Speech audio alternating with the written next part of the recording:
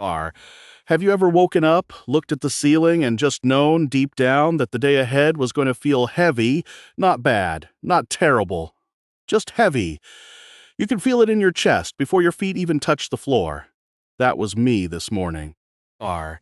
The alarm went off at 6:15, as it always does. I reached out, tapped the screen, and lay there in the quiet room for 10 minutes, just listening to the city wake up outside my window, the distant sound of traffic, a faint hum of a refrigerator. R. The breeze moving through the trees. I had a full list planned for today, a perfect schedule: wake up, drink water, edit for 2 hours, go for a quick run, record 2 voiceovers, and answer a mountain of emails. It looked so clean on paper. It looked organized. R.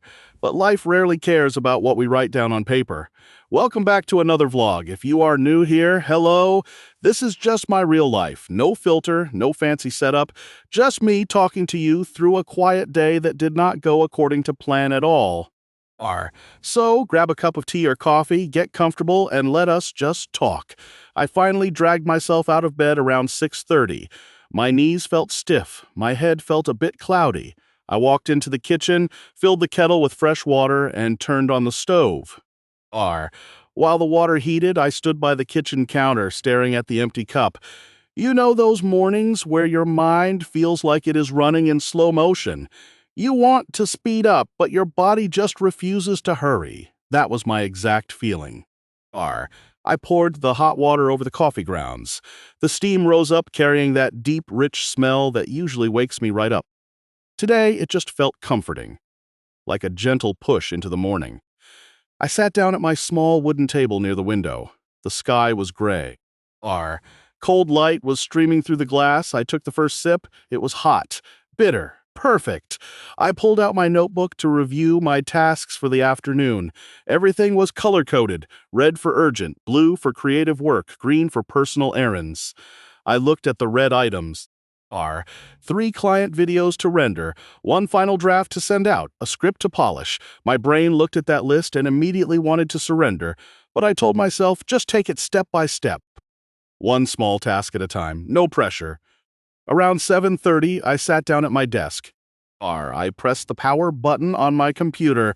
The fan started whirring. The screen flickered to life. I opened my editing software, ready to jump straight into the first project. And that is precisely when the first tiny disaster of the day decided to strike. R.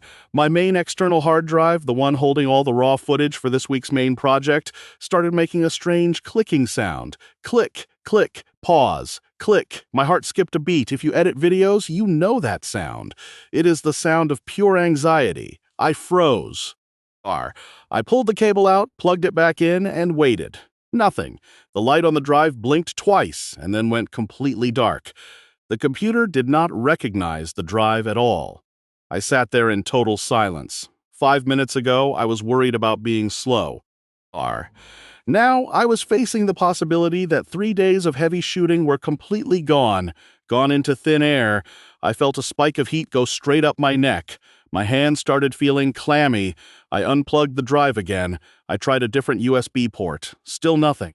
R. I tried a different cable. Nothing. This was supposed to be a simple, routine Tuesday morning. I was supposed to edit for 2 hours and move on with my day. R. Instead, I was sitting at my desk at 8 in the morning, staring at a black metallic box that held 40 gigabytes of unbacked footage.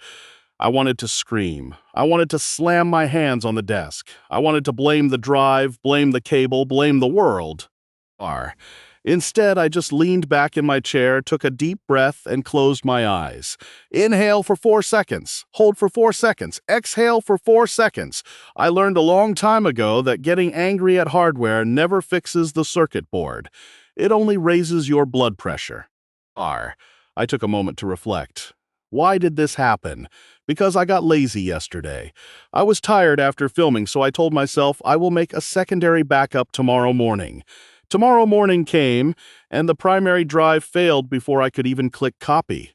That was lesson number 1 of the day. Never delay a backup, not even for a single night. Laziness in the present creates chaos in the future. I realized I could not fix the drive myself. I needed to take it to a repair shop in the center of town. That meant my entire morning schedule was officially thrown into the trash. The 2 hours of editing was gone. The run was gone. The structured, peaceful morning I had envisioned was replaced by a rushed trip into the busy part of the city. R. At first, I felt a heavy wave of frustration. I hate when my plans get ruined. I like structure. I like knowing what my next 4 hours look like. But as I grabbed my jacket, put the broken drive into a padded bag, and locked my front door, I decided to switch my mindset. R. I told myself, okay, the schedule is broken. The day is no longer under your control, so stop trying to control it. Let it be what it needs to be. I walked down the 3 flights of stairs instead of taking the elevator. The air outside was cool and crisp. R. A light drizzle was starting to fall, tiny drops of water spotting the dark asphalt. I did not take my usual route to the bus stop. Instead, I decided to walk to the train station, which is about 20 minutes away on foot. I needed the motion. I needed to clear my head. R. As I walked, I noticed things I usually miss when I am rushing to keep up with my routine. I saw an old man setting up his small flower shop on the corner. He was carefully trimming the stems of yellow roses, wiping the water off the display glass with an old rag. R. He looked so calm, so patient. His world was not rushing. He was just handling one rose at a time. Further down the street, a small bakery was filling the sidewalk with the smell of fresh bread and warm cinnamon. I stopped. I had not eaten breakfast yet, only coffee.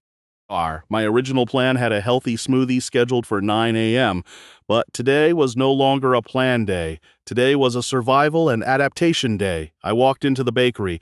A small bell chimed above the door. The air inside was warm and smelled like yeast, butter, and sugar.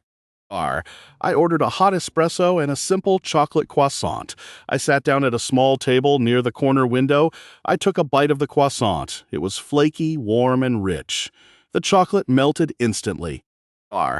In that exact moment, sitting in a tiny bakery with a broken hard drive in my backpack, I felt a strange sense of peace. If my hard drive had not broken, I would be sitting at my desk right now, stress editing footage, drinking cold coffee, and rushing through my list.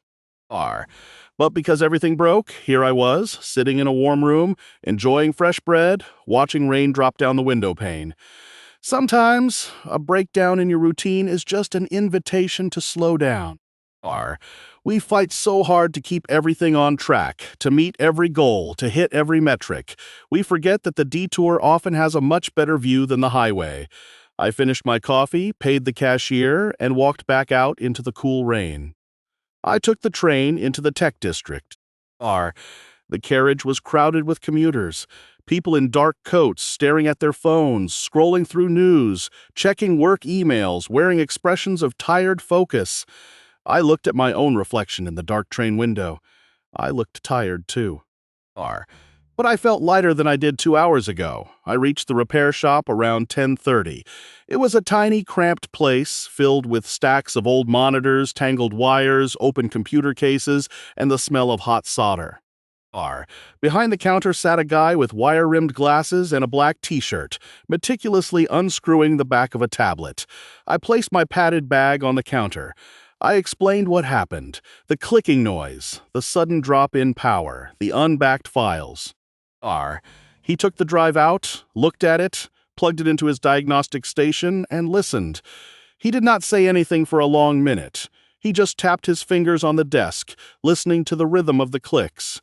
Finally, he looked up at me. He said, "The head mechanism is stuck." It is not completely dead, but it needs to be opened in a clean room to extract the raw data. It will take about 4 or 5 hours, and it will cost you a bit of money. I asked him the only question that mattered. Can you save the data? He smiled a little, a very confident, quiet smile.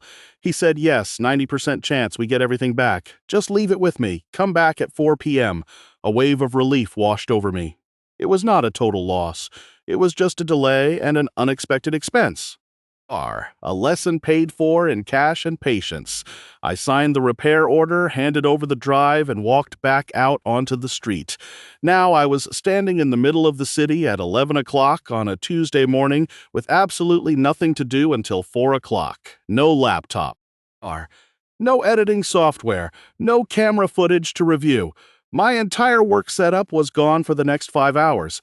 I could have gone back home, sat on the couch, and scrolled through social media for 5 hours. That would have been the easy option. That would have been the lazy option. R.